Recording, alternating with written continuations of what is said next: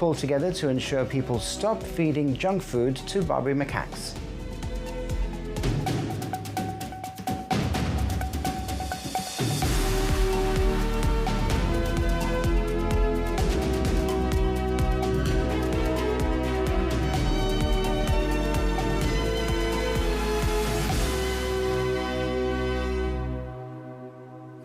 Good evening. GBC understands the Spanish authorities have today been asking Gibraltar residents crossing the border without a red ID card to do the EES checks. This is an apparent change in policy. The government has previously said that Gibraltar residents would not be subject to full EES checks, with arrangements still being negotiated to maintain fluidity at the border. In answer to GBC questions, Number 6 has this evening said we are in the process of seeking information on these instances. Health and Business Minister Gemma Arias-Vásquez has told GBC News she is a product of the European project, and her presence at the Nueva Economía Forum in Madrid was an example of what the European project was all about. Ms. Arias-Vásquez studied in the UK and has lived and worked as a lawyer in both London and Madrid, later becoming the lead voice of the Remain campaign on the Rock and then part of Fabian Picardo's last cabinet as Chief Minister. Mr. Picardo referred to this in his address before the forum, saying this was the ideal model for citizens under the new treaty. Jonathan Sacramento caught up with her in Madrid just after the event at the Palace Hotel. Yes, we were in Barcelona, then we went to London, and now we've come here to Madrid. All very exciting. And how did this come about? How did your participation in these events come about? So we started because the GSLP is a member of Socialist International. So through Socialist International, we've been at several events. Malta, for example, a couple of months ago was one of them. And the Global Progressive Movement in Madrid was started by Socialist International and the Party of European Socialists. So it's a collaboration between them both. And then the Chief Minister was invited to participate in one of the panels in his capacity as Chief Minister of Gibraltar. So we attended that forum as Chief Minister and as Minister for Health. So it all started from our membership of Socialist International, but it's grown based on the relationships formed through Socialist International. And your presence before the Foreign Minister yesterday was in what capacity? We accompanied the Chief Minister simply because we'd spoken to him in Barcelona, and it seemed like the logical extension of that. Quite a significant moment for you, though, in your personal capacity as well, and as a part of your progression of your political career. It's a very exciting moment for Gibraltar, I think. It's a moment when Gibraltar was welcomed into the Ministry for Foreign Affairs in Spain. It was a huge moment. And like I said, I think it's great to normalise these relationships. We've had significant interaction with them at events previously. We had interaction at events from Socialist International in Malta. We've had interaction with the Prime Minister and the Minister for Foreign Affairs in Barcelona. So it was very exciting to do it in a formal capacity here in Madrid as well. And your thoughts on today at the Nueva Economía Forum here at the Palace Hotel? It's quite a prestigious event. We've seen some of the high-profile geopolitical speakers who have made their presence known in these walls for over the last few weeks. Your thoughts on having attended here? It's a great forum to be at. It's a great forum to represent Gibraltar and to normalise Gibraltar. I think people here in Madrid have a vision of Gibraltar which is very far away from the reality of what Gibraltar is. So the more we come to these events, the more we speak at these events, the more we can normalise conversations about Gibraltar, putting to one side the obvious dispute that there is. And of course mentioned in dispatches. Your name was on the Chief Minister's tongue throughout his speech as well, to quite a significant level. Well, I'm in the room and I'm a very good example of what the European model was. So I was mentioned because I led the Stronger In campaign, and the Stronger In campaign, of course, was the start of this, because of this process, because it was because of Brexit that we find ourselves here. And the voice of the Gibraltarians spoke out very strongly in the results of the referendum, when 96% of us us, voted to remain in the EU. We wanted to stay in the EU. We were dragged out kicking and screaming. So I think it's very important that I was mentioned in that capacity because of the context of the referendum. I was then mentioned as a sort of example of what the European model was to us. I studied in the United Kingdom. I worked in the United Kingdom in a law firm in London, and that law firm in London was able to send me to a law firm in Madrid, in which I worked for 8 months here in the capital. It's the very example of what the European model provided for Gibraltar and the Gibraltarians, and it normalised that when I was in my early 20s. So it's a very good example of the way that the European model opened minds for young Gibraltarians and indeed young Europeans, because at the time I'm sure we all felt that we were part of that European project. Returning to our top story, and word just in from the government on the issue of frontier checks.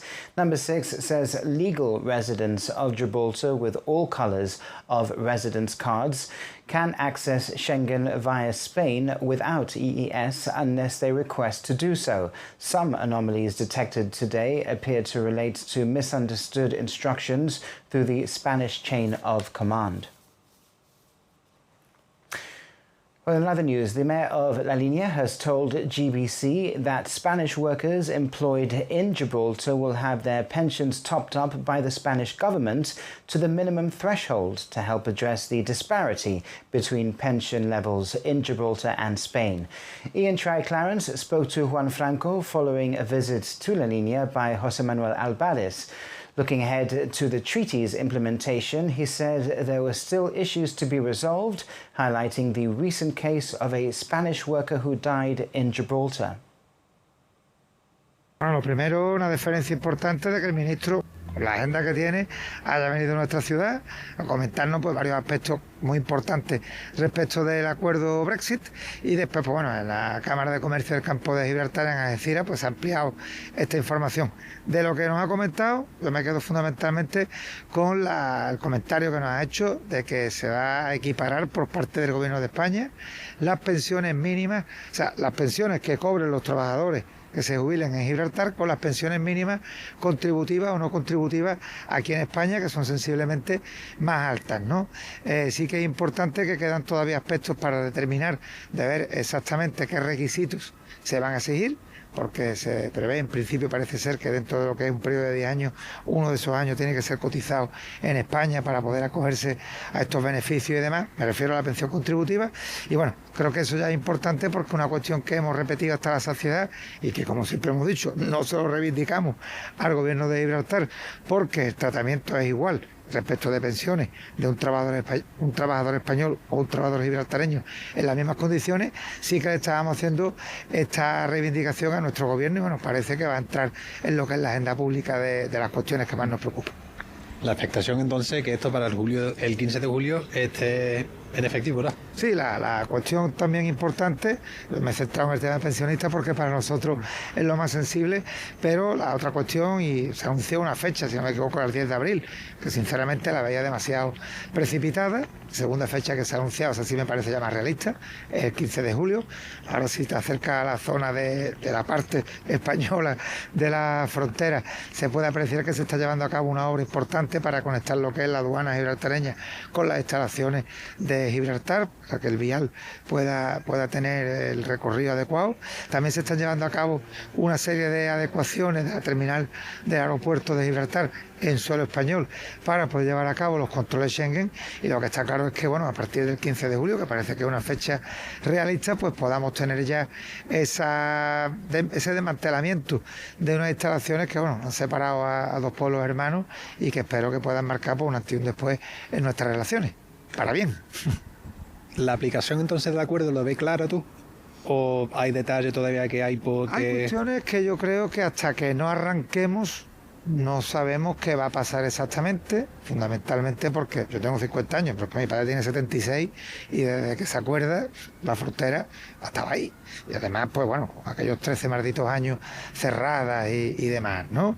Entonces, bueno, va a generarse un nuevo paradigma, una nueva situación que estoy seguro que va a ser positiva pero que habrá un periodo transitorio donde tendremos que estar vigilantes para que aquel aspecto negativo que se dé, porque alguno habrá, poder corregirlo. De hecho, se prevé la creación de un organismo de gobernanza de estas cuestiones, donde estarán presentes el Gobierno de España, el Gobierno de Gibraltar. Espero que se tenga en cuenta también la opinión, al menos, del Ayuntamiento de la Línea, ya que somos los que estamos aquí a pie de obra, y poder atender pues las circunstancias negativas que se den, que espero que sean las menores y que en un periodo de tiempo mínimo se solventen pues aquellas cuestiones que no estén previstas y que se den. Sin ir más lejos, el otro día, por ejemplo, falleció un trabajador español en Gibraltar y para poder traerlo aquí los restos, pues bueno, hubo que incinerarlo en Gibraltar y demás. Son cuestiones de humanidad que cuando vayan dándose habrá que ir buscando soluciones a cuestiones hasta cierto punto menores, pero que a la familia que le afecta pues son bastante delicadas y dolorosas. Lo importante, lo vamos a llamar lo nuclear, que es el tránsito por la frontera o la situación de los pensionistas, parece que se está teniendo en cuenta y esperemos que en breve pues tengamos una nueva realidad y que sea positiva. Well, GBC has put questions to the government on the issue of the death of the Spanish worker Mr. Franco refers to in his interview. The Business Advisory Group has met with government today to raise a number of treaty-related concerns on behalf of the business community. These include financial assistance, written guidance, and import procedures. In a joint letter sent by the Federation of Small Business, the Chamber of Commerce and business representatives, the groups call for urgent action to ensure businesses are ready for treaty implementation on the 15th of July. The groups say there is a continued lack of clear, comprehensive and accessible written guidance around procedures and requirements. They want detailed guidance on importation processes, EORI and NIF requirements, transitional arrangements, freight arrangements, and proposed financial guarantees related to IVA liabilities. They also want greater transparency on projected revenues of the transaction tax to understand whether the support is proportionate. The group propose a treaty office to support businesses through the transition. At the Magistrates' Court, 2 Spanish residents were remanded in custody after being charged with importing 284.5 kilos of cannabis resin. Leopoldo Otero Moreno and Pedro Alexis Bermudez are charged with importing the controlled drug into Gibraltar on the 22nd of April. They face counts of importation, possession and possession with intent to supply the Class B substance. The matter was adjourned to the 30th of April. The Department of the Environment and Ministry of Tourism say they work together with Monkey Talks to ensure locals as well as tourists know not to feed Barbary macaques junk food. It follows the monkeys making international headlines this week following a study which found they're eating soil to counteract the effects of junk food. Kellyanne Borge spoke to Stephen Waugh and Audisa Rodriguez on Gibraltar Today. We know it's a problem. We know it's something that we can do better. We do have plans in place, and we're working very closely with colleagues from the Gibraltar Tourist Board to sort of instill the positive, the more ethical way of viewing our Barbary macaques, as opposed to the token photo on Instagram of having a macaque on your shoulder. That's something that we want to move away from. The industry itself is moving in that direction. Yeah. It's something that we are very much aware, and we have numerous plans in place moving forward to try and help us reach that objective. How hard is it to balance, Audisa, in terms of tourism, promoting the macaques, but also still protecting their well-being? Yeah, so in all of our tourist literature on our websites, we obviously talk about the macaques being one of the most popular, tourist things to do in Gibraltar. But we always caveat that with, these are wild animals. Look at them from afar. Be careful with any bags because, as we've said, they're very clever. They associate humans with food now. So they'll look at any opportunity to, snatch a snack. And as Stephen mentioned, we work very closely with Monkey Talks, Brian Gamila, who comes and assist us when we deliver the examinations for tour guides, and it's a big part of the syllabus that they need to study. Anybody that wants to become a tour guide in Gibraltar, and then part of the exam, a lot of emphasis goes into making sure that those tour guides have enough knowledge. What about in terms of fines? How strictly are they imposed? Well, I think we can do better. First and foremost. I mean, so far this year we've got, unfortunately, 2 individuals reported for process. I mean, it's something we want to... Were they local or tourists? Locals, yes, locals. It's something that obviously it's not good news, but it does get the message across. I mean, it's not the first time individuals have been fined. It's something that we use as a last resort. The last thing you want to do is fine somebody in front of visitors. It doesn't show Gibraltar in the best light. But rest assured, it's something that, this study certainly serves to highlight that in order to protect macaques, we need to include this as part of the wider tools that are being used. And I believe it's quite a hefty fine as well. Can you remind us of how much it is? There are different types of fines. If you are caught feeding a macaque, you could be fined up to £500. If for whatever reason that fine is contested and you end up in court, you could face a fine of up to £4,000. So when you say more can be done, is that just in the case of monitoring, of having someone physically there? Well, it's a range of reasons. I mean, I think, first of all, the intention is to have individuals, like guards, essentially, in all our different hotspots where individuals see the macaques. We have people there already, but they are on rotation. I mean, ideally, we need people there stationed frequently, and that's exactly what we're planning to do.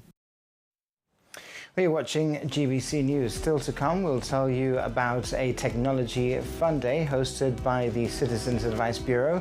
There's a special fundraiser at the King's Chapel, and we look ahead to a busy weekend of sport. We'll be back in a few minutes.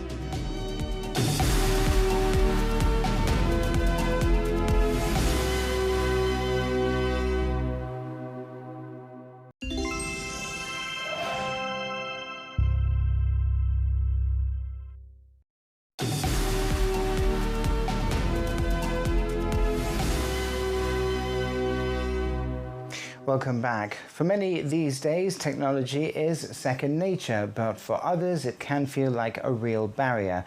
A technology fun day hosted by the Citizens Advice Bureau at Europort set out to change that, helping older people build confidence with digital skills, from managing passwords to using everyday devices. Support doesn't end there, with the option to schedule one-to-one sessions offering more personalized help. And as Katie Docker found out, for some, learning these skills can be life-changing.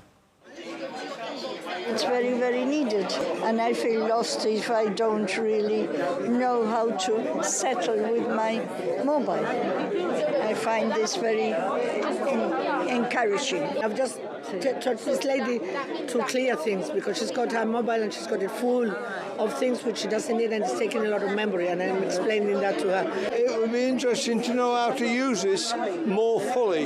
You know, I've just got basic things, and I'm sure that I'm not using it to its potential. I have so many photos, I want to sort them out. There's so many that I can't put any more in.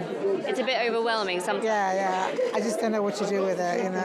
I've never bought anything online. I want to learn how to do that. You know, knowledge is power, and the senior citizens or people of the older age, we're lacking that information. And you know, in a digital world that we live in, most of that information is online. So we thought that we needed to train people or allow them to learn about computers in order to access that information. That's great. And this year we've also got some younger people here. Tell us a bit about that. Yes, we have some A-level students to help us teach whatever they want to learn today in a short period of time. So as an initial course, a small course, before they come to the office to CAB to learn a bit more.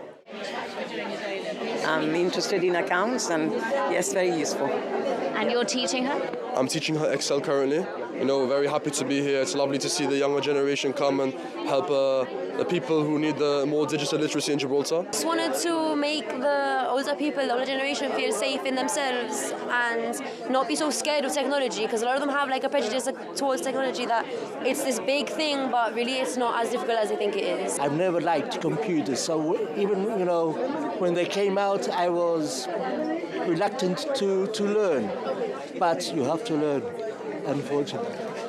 If you don't know the technology, you don't know how to do things like this, you got it. You've got a problem. I'm 80-year-old now. I'm trying to be as young as ever. It's mostly new to them, so it's good for them to start learning about more stuff and be more independent with the stuff that they need to know. I've written a book, I've done all sorts of things, but I can't handle myself on a few of these items. So it's thrilling, and it's. I'm very thankful. I'm very thankful to come. I think they're just stunning. This is obviously a whole new world compared to when you were younger, for example. Totally. I mean, I remember when I wrote a play that I put on in their showcase at the West End, I had to do it on a brother computer, and I was using fax to Brazil and what have you. We didn't have anything like the modern comms of today. So I belong to that generation. My sister belongs to the generation where they used huge ledgers to do things. And we've come leaps and bounds, but sometimes between the leaps and bounds we got a little bit caught between the lines. Now, this Sunday, we'll see a special fundraiser at the King's Chapel, bringing together the Gibraltar and Portsmouth Military Wives Choir, SAFA, and the Band and Corps of Drums of the Royal Gibraltar Regiment. Money raised will support military wives choirs and SAFA, and with a retiring collection for service charities as well. The charity's chairman, Alan Jones, choir member, Jen Close, and bandmaster Andy Burkett all joined Kellyanne Borge on Gibraltar Today. Well, we have a joint programme of some band pieces, some choir-only pieces, and then we've got a grand finale where the choir and the band and corps of drums will join together for a dramatic finale for the end of the concert. Alan, tell me, why is this fundraiser so important for SAFA? We're always looking for ways to raise the funds to support the welfare needs of military personnel and their families, but also can carry on projects that allow us to connect the community. And I think that's something that's really special about Sunday's event. Is the Military Wives Choir was formed to bring people together, when they're struggling. Andy and the band are doing some amazing work with a band that they've set up to allow people to come together and try out instruments and things like that. It's all about kind of creating that community, creating that space where people don't feel isolated and alone, which is core to the charity. And what about for yourself, Jen? What does it mean being part of this choir? It's great, and because as Andy said, it's a collaboration with the Military Wives Choir in Portsmouth as well. So it's the two bands coming together, and it's the first time, really, I think, that the Gibraltar Choir has sung with another Military Wives Choir. And the Military Wives Choir, like Alan said, it's just about people coming together. And so having the two bands, even though we've never met, we're all planning on going out for dinner after rehearsal tomorrow. And there's already that bond there. Yeah, and that's it. And that's the purpose of the Military Wives Choir generally, is anyone with any military connection can get involved with it. And then you've got a ready-made form of people that you bond with, or, you can collaborate with. Well, it sounds like it's going to be a really special evening and sold out.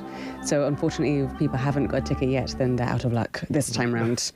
But there's lots of things in the pipeline, as ever. I think Andy's very modest about the capabilities of the band a lot of the time. They're a fabulous band, and there's already plans for another great concert coming up not too soon, so we'll share that with you as soon as we can.